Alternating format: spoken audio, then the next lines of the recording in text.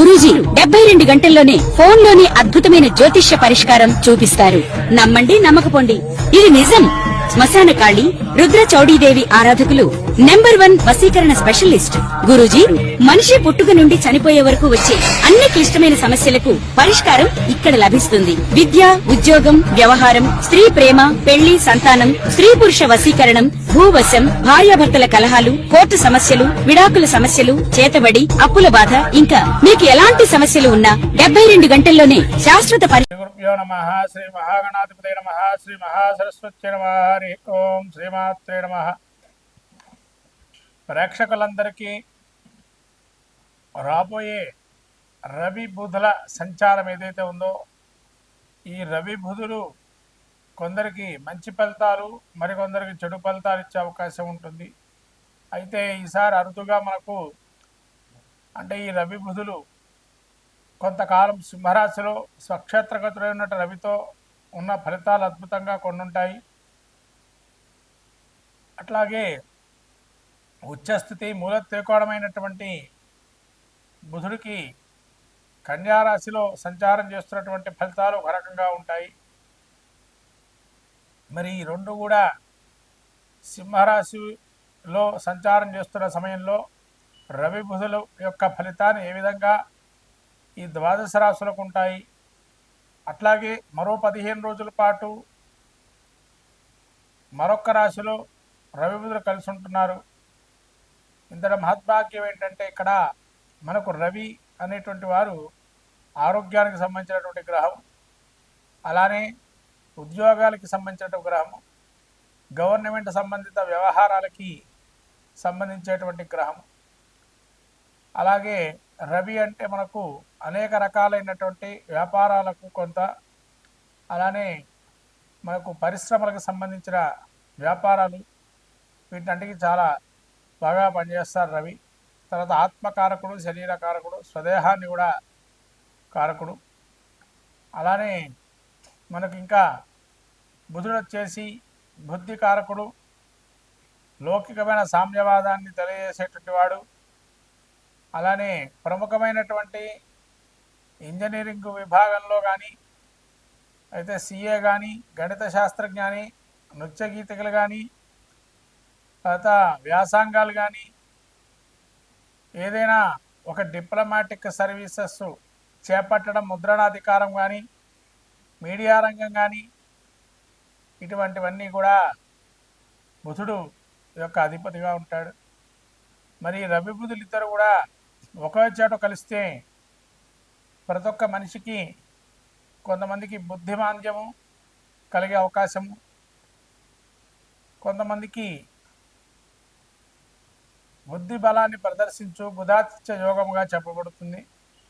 అయితే ఈ యోగం అన్ని రాసుల వారికి ఉంటుందా, కొన్ని రాసుల వారికే ఉంటుందా అంటే ముఖ్యంగా మనము కొన్ని రాసుల వారికే ఉంటుంది. కానీ ఏంటంటే దీని యొక్క ఉపయోగము నిరుపయోగంగా కొన్ని రాసులకు కూడా తయారయ్యే అవకాశం ఉంటుంది. ఎందుకంటే రవి బుధులు కొన్ని రాసులకి తన యొక్క జన్మరాశి నుంచి 1 నుంచి 12వ స్థానాల్లో ఏ విధంగా శుభాశుభ ఫలితాలు ఉంటాయో, సింహరాశిలో ఉండేటువంటి రవి బుధులు ఎటువంటి ఫలితాన్ని ఇస్తారో మనం తెలుసుకుందాము. సింహరాశిలో దాదాపు 16వ తారీఖు వరకు, ఆగస్టు 31 నుంచి 16వ తారీఖు సెప్టెంబర్ వరకు సంచారం జరుగుతుంది. మరి మనకు మీరు చూస్తూనే ఉంటారు, అనేక జ్యోతిష్యులు వారఫలాలు చెబుతున్నారు. అలానే వారఫలాలని, పక్షఫలాలని, మాస ఫలాలని అనేకం కూడా చెప్తున్నారు. మరి ఈ పక్షఫలంలో రవి బుధులు ఎటువంటి ఫలితాలు ఇస్తారో తెలుసుకుందాము.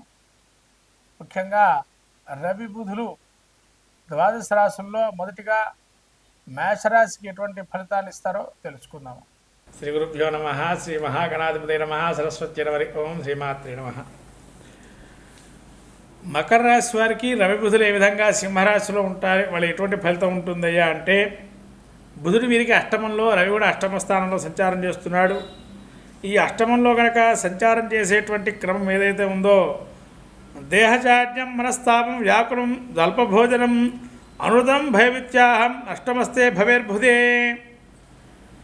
శరీరమందు రోగము, మనస్తాపము, వ్యాకులము, అల్పభోజనము, అసత్య ప్రవర్తన, అకారణ భయములు ఇవన్నీ కూడా ఉంటాయని చెప్పబడుతుంది. అంటే అష్టమంలో శరీరం అంటే అష్టమ స్థానం అంటే మనకు చెప్పాల్సిన విషయమే లేదు. అష్టం అంటే ఆరోగ్యము, శరీర పీడ అనేది సహజంగా ఉంటుంది. అట్లాగే మనస్తాపము, నేను అనుకున్న కార్యక్రమాలు కొంత మనస్తాపం చెందే అవకాశము, వ్యాకులము అంటే ఎక్కువగా ఏమైపోతుందో, ఇది చేస్తే ఏమైపోతుందో అనే ఆలోచనతో ఉంటుంటారు. అక్కడ ఏమీ జరగకపోయినా కూడా అల్పభోజనము, ఆహారం కూడా ఇంత తినేటప్పటికీ చాలే అనుకున్న స్థితిలోకి వస్తారు. అసత్య ప్రవర్తనము అంటే కొంత అబద్ధమాడే అవకాశం ఉంటుంది కొన్ని విషయాల్లో అని చెప్పబడుతుంది. అలానే రవి గనక అష్టమ స్థానంలో ఉంటే ఎటువంటి ఫలితాలు ఇస్తాడు అని అంటే దుర్దోష శత్రు సంబాధో గమగమన వ్యధ దుఃఖవార్తం శృతం చేవ అష్టమస్థో యథారవి. అనేక విధములైనటువంటి కష్టములు ప్రాప్తించే అవకాశం ఉందని, శత్రువృద్ధియు, అలానే వృధా సంచారము, ఒకటికి 10 సార్లు తిరగాల్సి వస్తుంది ప్రతి పనికి, ఏదైనా ఒక దుర్వార్త శ్రవణం వినే అవకాశం ఉంది అని చెప్పబడుతుంది. ఈ విధంగా కొంత చెడు ఫలితాన్ని ఇస్తున్నారు రవి బుధులు. కాబట్టి సాధ్యమైనంత వరకు ఆదిత్య హృదయ పారాయణం చేసుకోవటము, అలానే వీరు ఈ రవి బుధులు ఇద్దరికీ కూడా విష్ణు సహస్రనామ పారాయణ వినటము, ఎవరికైనా కూడా ఆదివారం రోజున ఈ యొక్క గోధుమల్ని దానం చేయడం కానీ, ఆవుకి గోధుమ రొట్టెలు తినిపించడం కానీ చేస్తే మంచి ఫలితాలు ఉంటాయి. అట్లాగే ఆదివారం రోజున పెసర పూర్ణం కానీ, పెసరపప్పుతో చేసే పూరలు కానీ, పూర్ణాలు కానీ అమ్మవారికి నైవేద్యంగా పెడితే కనుక మంచి ఫలితాలు ఉంటాయి మకర రాశి వారికి. ఈ విధంగా మకర రాశి వారి ఈ విధంగా చేస్తే కనుక మంచి ఫలితాలు ఉంటాయి. శ్రీ గురుభ్యో నమః. శ్రీ మహాగణాధిపతయ నమః. శ్రీ మహాసరస్వత్యై నమః. హరి ఓం. శ్రీమాత్రే నమః.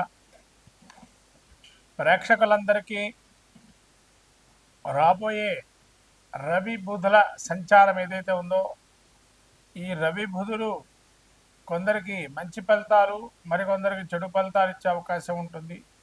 అయితే ఈసారి అరుదుగా మనకు అంటే ఈ రవి బుధులు కొంతకాలం సింహరాశిలో స్వక్షేత్రగతులై ఉన్నట్టు రవితో ఉన్న ఫలితాలు అద్భుతంగా కొన్ని ఉంటాయి.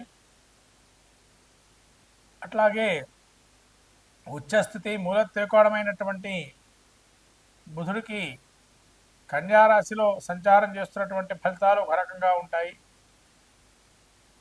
మరి ఈ రెండు కూడా సింహరాశిలో సంచారం చేస్తున్న సమయంలో రవి బుధుల యొక్క ఫలితాన్ని ఏ విధంగా ఈ ద్వాదశ రాశులకు ఉంటాయి, అట్లాగే మరో 15 రోజుల పాటు మరొక రాశిలో రవి బుధులు కలిసి ఉంటున్నారు. ఇంతటి మహద్భాగ్యం ఏంటంటే ఇక్కడ మనకు రవి అనేటువంటి వారు ఆరోగ్యానికి సంబంధించినటువంటి గ్రహం, అలానే ఉద్యోగాలకి సంబంధించినటువంటి గ్రహము, గవర్నమెంట్ సంబంధిత వ్యవహారాలకి సంబంధించేటువంటి గ్రహం. అలాగే రవి అంటే మనకు అనేక రకాలైనటువంటి వ్యాపారాలకు కొంత, అలానే మనకు పరిశ్రమలకు సంబంధించిన వ్యాపారాలు వీటన్నిటికీ చాలా బాగా పనిచేస్తారు రవి. తర్వాత ఆత్మకారకుడు, శరీరకారకుడు, స్వదేహాన్ని కూడా కారకుడు. అలానే మనకు ఇంకా బుధుడు వచ్చేసి బుద్ధి కారకుడు, లౌకికమైన సామ్యవాదాన్ని తెలియజేసేటువంటి వాడు. అలానే ప్రముఖమైనటువంటి ఇంజనీరింగ్ విభాగంలో కానీ, అయితే సిఏ కానీ, గణిత శాస్త్రజ్ఞాని, నృత్య గీతికలు కానీ, తర్వాత వ్యాసంగాలు కానీ, ఏదైనా ఒక డిప్లొమాటిక్ సర్వీసెస్ చేపట్టడం, ముద్రణాధికారం కానీ, మీడియా రంగం కానీ, ఇటువంటివన్నీ కూడా బుధుడు యొక్క అధిపతిగా ఉంటాడు. మరి రవి బుధులు ఇద్దరు కూడా ఒకే చోట కలిస్తే ప్రతి ఒక్క మనిషికి కొంతమందికి బుద్ధిమాంద్యము కలిగే అవకాశము, కొంతమందికి బుద్ధి బలాన్ని ప్రదర్శించు బుధాతిత్య యోగముగా చెప్పబడుతుంది. అయితే ఈ యోగం అన్ని రాసుల వారికి ఉంటుందా, కొన్ని రాసుల వారికే ఉంటుందా అంటే ముఖ్యంగా మనము కొన్ని రాసుల వారికే ఉంటుంది. కానీ ఏంటంటే దీని యొక్క ఉపయోగము నిరుపయోగంగా కొన్ని రాసులకు కూడా తయారయ్యే అవకాశం ఉంటుంది.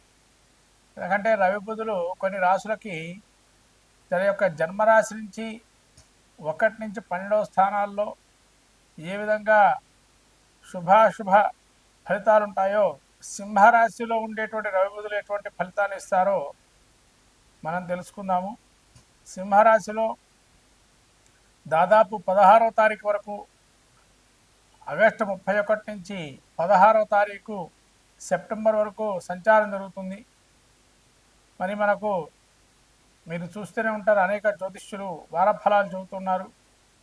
అనే వారఫలాలని, పక్షఫలాలని, మాస ఫలాలని అనేకం కూడా చెప్తున్నారు. మరి ఈ పక్షఫలంలో రవి బుధులు ఎటువంటి ఫలితాలు ఇస్తారో తెలుసుకుందాము. ముఖ్యంగా రవి బుధులు ద్వాదశ రాశుల్లో మొదటిగా మేషరాశికి ఎటువంటి ఫలితాలు ఇస్తారో తెలుసుకుందాము.